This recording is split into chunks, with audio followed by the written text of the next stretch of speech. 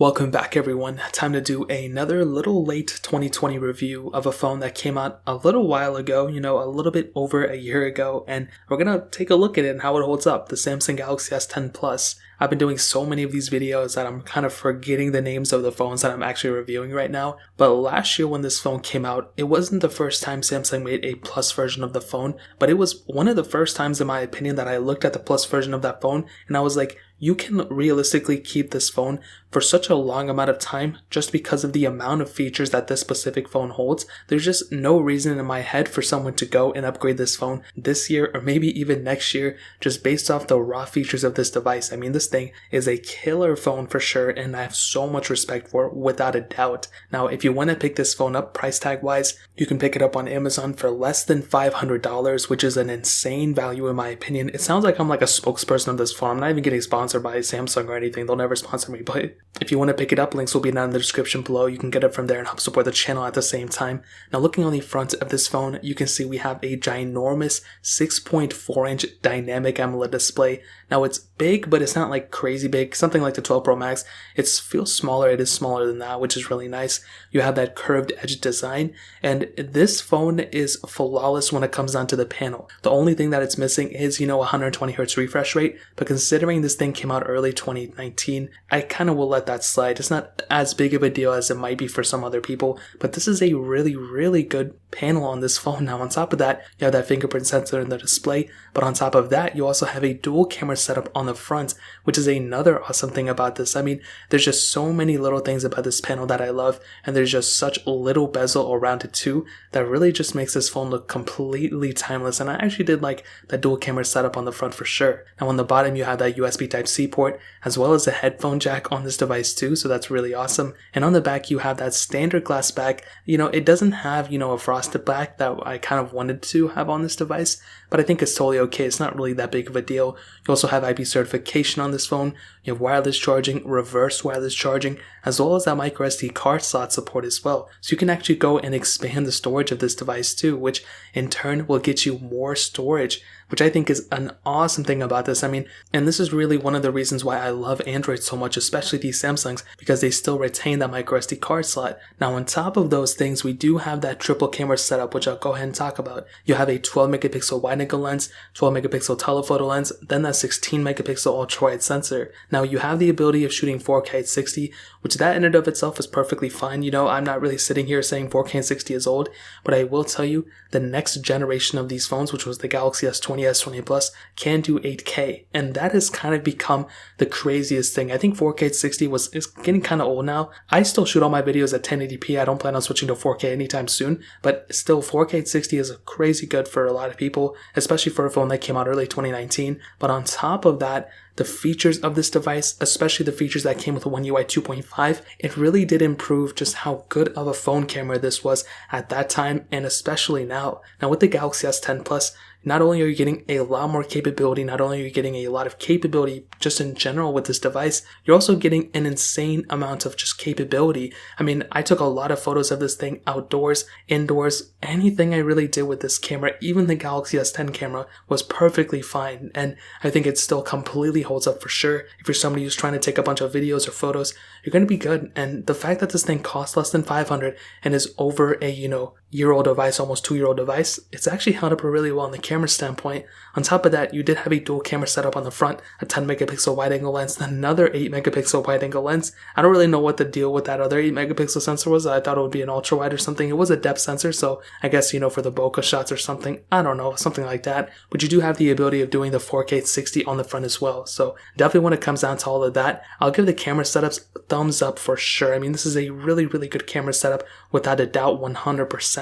Now, zooming out of the cameras, that pretty much covers up everything outside of the body. Now, software-wise, this has actually been another pretty big advancement in the overall software department for these phones. I mean, last year we were expecting this thing to last only like a couple of years, not a long time. But since this phone's release, and even since the beginning of the review that I did early this year, maybe even mid-2020, I basically said that this phone cycle is pretty much going to be done as typical, typical like 2 versions of Android or something. But we actually saw that Samsung was going to increase their longevity of these devices, thus making the Samsung Galaxy S10 Plus getting an extra year of support. So think about it like this. If you picked up the Samsung Galaxy S10 Plus even a whole year later in February of 2020, what actually ended up happening was that because of the extra software update that we got later this year, eventually with the Note 20 release, that basically meant that the Samsung Galaxy S lineup as a whole, starting with S10 and S10 Plus, was actually going to be getting an extra year of software support, which is awesome. So that just makes this phone that much better of a deal in my opinion. Even though it's going to still end, a year or two sooner than what we wanted it to end, it's still going to be perfectly fine, and I have a lot of respect for Samsung for doing that. And it officially starts with this lineup of devices, which I really do like. So in terms of software, even though I don't like One UI at all, I don't even like One UI 2.5, One UI 3 is looking to be exactly the same, so I'm not a huge fan of it, but at least it has a longer software support, which is something huge. So in terms of that pretty much covers it up. Now hitting on the performance, this thing had that Qualcomm Snapdragon 855 chipset, an octa-core CPU, and 8 gigs of RAM on the two bottom tier models. It also had a 1TB model, which is crazy, and that had 12 gigs of RAM. So definitely when it comes down to this, what I can definitely tell you is this phone's performance is very, very good. I think it has a really good performance type into it. I think it's a very good performing machine still. I don't really have that much to complain about. I mean, one thing I really did like about One UI 2 was the new gesture-based design. Unfortunately, for some reason, my S10 Plus cannot update to it, which is so annoying. But really, anything I've ever done with this phone, with the S10, with the S10e, it's a very good phone for the performance. It's still extremely fast. It's not the smoothest phone. And it's funny because still, even compared to the iPhone that came out that year, or even the iPhone that came out the year before, it's still not as smooth as it, but it's still fairly fast. And I think it's probably just as fast, if not faster, than a lot of those iPhones that came out. And that's something about these Androids that I love, especially Samsung's. As soon as you click on an app, it's almost instantaneous.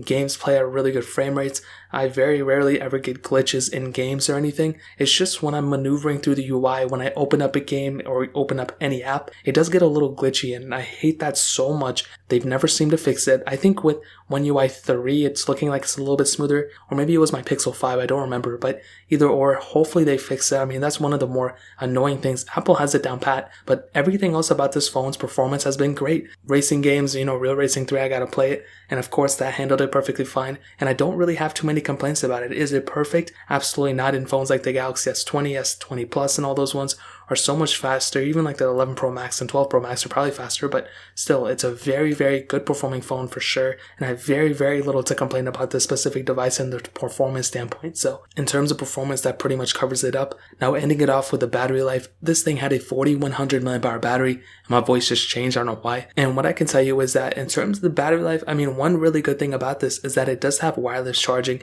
and reverse wireless charging, which is huge. That's something that I always look for these type of devices. It also has a heart rate monitor, which I just found out. But when you have a device like this that has this type of performance as well as, this type of battery life, that's something that's really, really good. Is it perfect? Not really. I think the S20 Ultra has, better battery life. And I think the iPhone 11 Pro Max had the best battery life of that year. But this is still a really, really good performing battery for sure. So to kind of sum up this video and to answer the question, should you go and pick up the Galaxy S10 Plus in the later part of 2020? Well, what I can tell you is that for sure, I think in my opinion, this phone is still a really, really good value for a lot of people. Starting off with the panel, it's still a really, really good panel for sure. I mean, it's massive. It has a fingerprint sensor in the display. Like, there's very little to complain about. It has Samsung DeX, which is awesome. It has the headphone jack, which is also something that's really, really cool. On the back, that triple camera setup is beautiful. It has a reverse wireless charging. It's still extremely fast, and it's only gotten better with the software experience because it's gotten another version of software. Now, does that mean that this phone is an instant pickup? I mean, probably not. I mean, for sure, when it comes down to it, this phone's capability is still there. There's a lot of going for it, but it doesn't mean it's perfect. I mean, it doesn't have 8K capability. It doesn't have the latest and greatest chipsets that these new phones have. It doesn't have the best IP certification like the iPhone 12s have. And it doesn't have that 120 Hz refresh rate that basically the newer phones also have. And that's one thing you're going to have to ask yourself. If it came down to me, I probably would not allow those things to hinder my experience of whether I would want this phone or not. But one thing I can definitely tell you is for sure, when it comes down to it, this phone's performance is extremely good.